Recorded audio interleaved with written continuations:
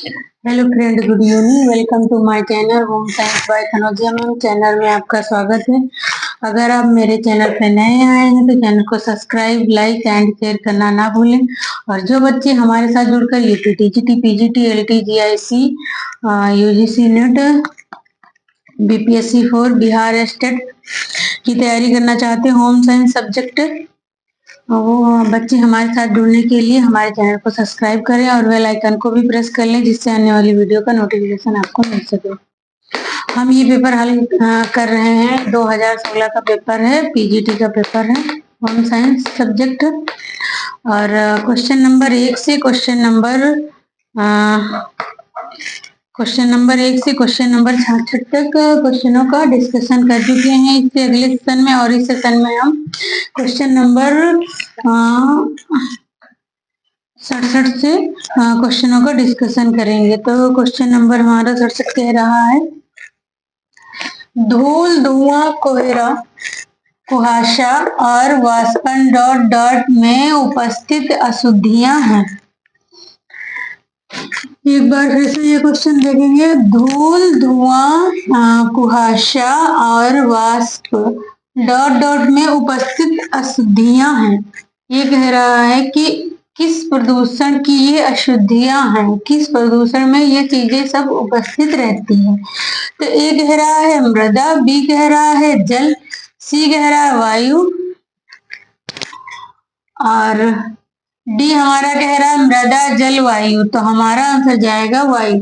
वायु में ये सब अशुद्धियां उपस्थित रहती हैं। धूल, धुआं, कुहासा, वाष्प, है ना, ये वायु में सब उपस्थित अशुद्धियां रहती हैं, जिसको हम कोहरा कहते हैं, है ना। क्वेश्चन नंबर 68 कह रहा है, 68 कह रहा है, वास्तव में निम्नलिखित में निम्न के अतिरिक्त सभी भोज्य पदार्थों में कार्बोहाइड्रेट पाया जाता है।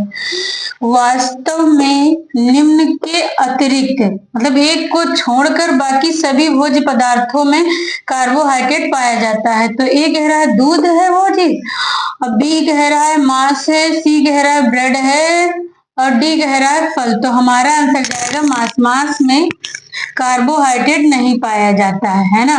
दूध में कार्बोहाइड्रेट लेक्टो शर्करा के रूप में पाया जाता है और इसमें कार्बोहाइड्रेट के रूप में पाया जाता है और इसमें भी कार्बोहाइड्रेट के रूप में पाया जाता है ना। क्वेश्चन नंबर हमारा 69 कह रहा है, भोजन जिसमें संतृप्त वसा, ट्रांस वसा, कोलेस्ट्रॉल और परिष्कृत शर्करा कम होती है ना, वह उन्नत रक्त डॉट डॉट को नियंत्रित करने में सहायता करता है। तो वो कौन सी चीज है। तो ए कह रहा है शर्करा स्तर, बी कह रहा है लिपिड स्तर, वो कौन सा स्तर है, सी कह रहा है सोडियम स्तर, डी कह रहा है प्रोटीन स्तर। एक बार ये क्वेश्चन हम फिर से देखेंगे। भोजन 69 क्वेश्चन कह रहा है, भोजन जिसमें संतृप्त वसा, ट्रांस वसा, कोलेस्ट्रॉल और परिष्कृत शर्करा कम होती है, वह उन्नत रक्त डॉट डॉट को नियंत्रित करने में सहायता करता है। तो ए कह रहा है वो कौन सा स्तर है, मतलब ये हमारे जो त्वचा के नीचे स्तर जमा होते हैं उनमें से कौन सा स्तर है। तो ए कह रहा है शर्करा स्तर है वो, बी कह रहा है लिपिड स्तर है। लिपिड माने की मतलब कि वसा को ही लिपिड कहते हैं ना, लिपिड। और सोडियम स्तर और डी कह रहा प्रोटीन स्तर। तो हमारा आंसर जाएगा लिपिड स्तर है वो, जो संतृप्त वसा, ट्रांस वसा और कोलेस्ट्रॉल परिष्कृत शर्करा कम होती है, वह उन्नति रक्त को नियंत्रित करने में सहायता करता है ना, वो है लिपिड स्तर। क्वेश्चन नंबर हमारा 70 कह रहा है, मानव दूध डॉट डॉट विटामिन का अच्छा स्रोत है। तो क्वेश्चन हमारा ये करा कि जो मानव दूध है उसमें किस चीज की अधिकता या उसमें कौन सी अच्छी मात्रा में पाई जाती है। तो ए कह रहा है विटामिन ई है, बी कह रहा है विटामिन ए है, सी कह रहा है विटामिन डी है और डी कह रहा है विटामिन सी है। तो हमारा आंसर जाएगा विटामिन ई है। विटामिन ई की कमी से बांझपन हो जाता है, स्त्री या पुरुष किसी में भी हो सकता है। और विटामिन ई गेहूं में पाया जाता है और मानव दूध में पाया जाता है ना। और इसका रासायनिक नाम है टेकोफेरॉल। सोयाबीन में पाया जाता है, अंडे में पाया जाता है, अंडे की जर्दी में पाया जाता है और ये संतान उत्पत्ति में सहायक होता है। और इसकी खोज इवांस नामक वैज्ञानिक ने की थी, है ना। क्वेश्चन नंबर हमारा 71 कह रहा है एक रोगी की निश्वासित वायु में डॉट डॉट अधिक होता है।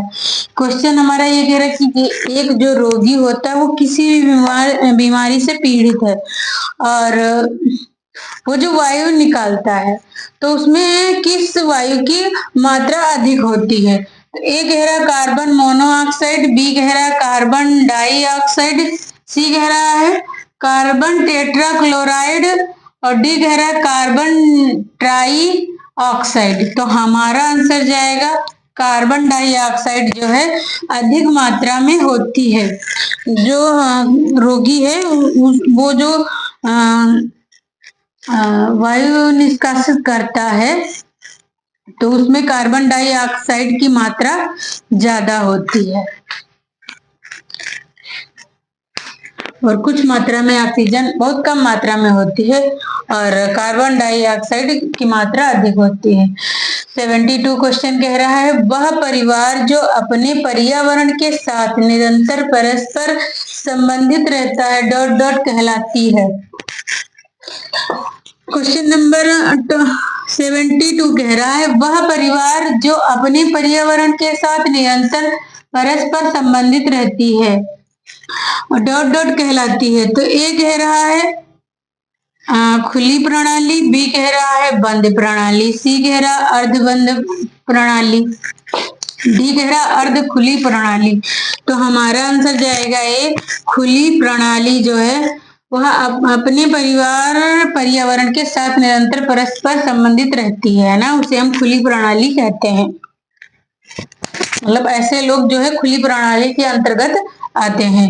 क्वेश्चन नंबर 73 कह रहा है नमक सामान्यतः डॉट डॉट के साथ दृढ़ किया जाता है।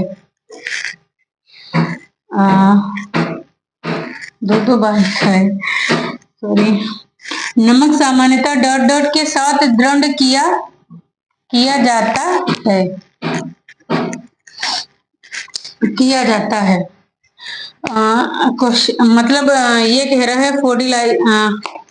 फोर्टिफिकेशन इसको कहते हैं इंग्लिश में कि जैसे कि कुछ चीजें हैं जो उनमें कुछ चीजें अपनी तरफ से उनको पूर्ण आहार बनाने के लिए पूर्ण न्यूट्रिशन बनाने के लिए हम उनमें ऐड करते हैं एक्स्ट्रा चीजें।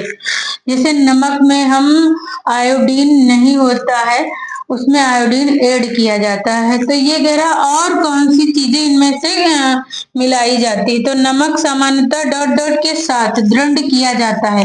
तो ए कह रहा विटामिन ए मिलाते हैं, सॉरी एक कह रहा विटामिन ए और दूसरा कह रहा लौह, तीसरा कह रहा विटामिन बी और चौथा कह रहा फोलिक अम्ल। तो ए कह रहा है एक और दूसरा सही है और बी कह रहा है दूसरा एंड चौथा सही है, सी कह रहा है दूसरा और तीसरा सही है, डी कह रहा तीसरा और चौथा सही है। तो हमारा आंसर जाएगा बी दूसरा और चौथा सही है। लौह और फोलिक एसिड ये दोनों हीमोग्लोबिन को बनाने में मदद करते हैं, ये दोनों लौह के ही भाग हैं, है ना। तो लौह और फोलिक एसिड जो है या अम्ल कह सकते हैं, एक्स्ट्रा नमक में मिलाया जाता है। और आयोडीन भी नमक में ऐड किया जाता है अलग से, उसमें होता नहीं है। क्वेश्चन नंबर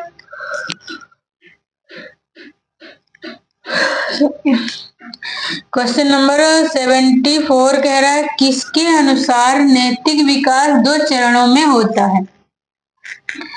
किसके अनुसार नैतिक विकास 2 चरणों में होता है? तो ए कह रहा है न्यूगार्टन, और बी कह रहा है पियाजे, सी कह रहा हॉविग्रास्ट, और डी कह रहा है इरेक्शन। तो हमारा आंसर जाएगा बी, पियाजे के अनुसार जो है नैतिक विकास 2 चरणों में होता है। आई होप कि ये क्वेश्चन पेपर आपको समझ में आया होगा। अगर कोई क्वेश्चन ना समझ में आया हो तो आप कमेंट करके जरूर बताएं, और आप अगर मेरे चैनल पे नए आए तो चैनल को सब्सक्राइब, लाइक एंड शेयर करना ना भूलें।